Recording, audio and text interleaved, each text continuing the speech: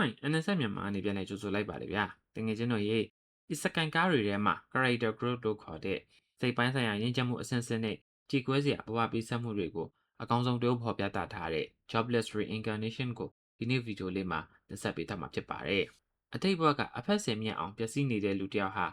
မော်ကဘာထဲမှာဒုတိယအကြိမ်ပြန်လဲအသက်ရှင်လာတဲ့အခါဘလို့ဒီစူးစမ်းအထောက်ခဲ့လဲပြီးတော့ season 2အပိတ်မှာဘလောက်ကြီးထိကြီးမားတဲ့ပေးဆက်မှုတွေမျက်ရည်ကျစရာတွေနဲ့ရင်ဆိုင်ခဲ့ရတယ်လဲဆိုတဲ့ review ကိုတင်ဆက်ပြသသွားမှာမလို့လုံးဝကိုစိတ်လှုပ်ရှားစရာကောင်းနေပါပြီဗျာကဲဆက်ကြည့်လိုက်ရအောင်နော်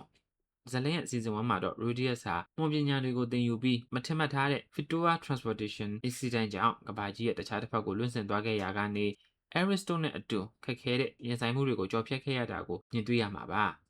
ဒါပေမဲ့ season 1အပြီးမှာတော့ Aris ကထားသွားခြင်းကိုခံခဲ့လိုက်ရတဲ့ Rudius ဟာ season 2 part 1မှာအသေးကွဲနေတဲ့စိတ်ဒဏ်ရာတွေကိုကိုစားရင်း Renoa မော်တက္ကသိုလ်ကိုတက်ရောက်ခဲ့ပါတယ်။အဲ့ဒီမှာပဲယောက်ျားလေးလိုဟန်ဆောင်ထားတဲ့သူ့တငယ်ချင်း Sylvie နဲ့ပြန်လည်တွေ့ဆုံခဲ့ပြီးနောက်ဆုံးမှာတော့နှစ်ယောက်သားအထင်လွဲတာတွေပြေလည်ကအိမ်အောင်ပြုပြီးဘဝအသစ်ကိုတရားလှပစွာစတင်တည်ထောင်နိုင်ခဲ့ပါတယ်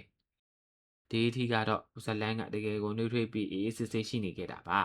။ဒါပေမဲ့ season 2 part 2မှာတော့ဇလန်းကလုံးဝကို dark ဖက်ကိုကူးပြောင်းသွားခဲ့တာဖြစ်ပါတယ်။မိခင်ဖြစ်သူဇင်တစ်ကိုကယ်တင်ဖို့ဖခင်ပေါ်စီကနေကုညီတောင်းခံစာရောက်ရှိလာတဲ့အခါမှာတော့ Rudius ဟာကိုဝန်ဆောင်ဇနီးတဲ့ Sylvie ကိုထားခဲ့ပြီး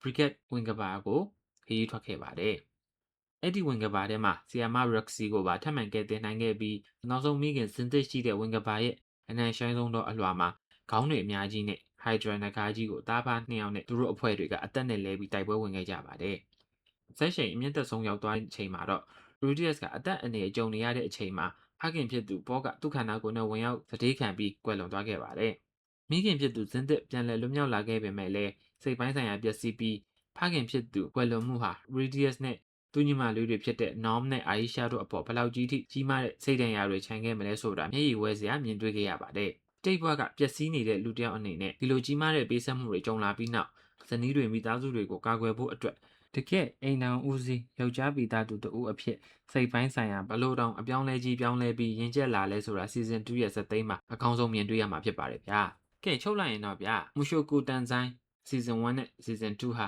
drama ရော action ပါအကုန်လုံးစုံလင်ပြီး anime ကြီးပရိသတ်တွေနဲ့ manga ဖက်ပရိသတ်တွေပါလုံးဝခံစားရတဲ့ကားကောင်းလေးတစ်ကောင်းပါဗျာတကယ်ကျွန်တော်ရောပေါ်တဲ့တည်ဆုံးသွားတဲ့အခန်းအပေါ်ဘလို့တွေမြင်ကြလဲ Rudius ကပြောင်းလဲလာတဲ့ဘဝအပေါ်ကဘလို့တွေထင်ကြလဲဆိုတာ comment မှာဝင်ရောက်ဆွေးနွေးပေးသွားပါအောင်နော်ကျွန်တော်တို့ NSI မြန်မာ channel လေးက anime reviews တွေကိုအမြင်အမိုက်စားတင်ဆက်ပေးမဲ့ channel အသစ်ကလေးဖြစ်တာမလို့ဗီဒီယိုလေးကိုသဘောကျရင် like and subscribe လုပ်ပေးပြီးဝန်းရံဖို့တောင်းဆိုချင်ပါတယ်ဗျာအားလုံးပဲတက်တာ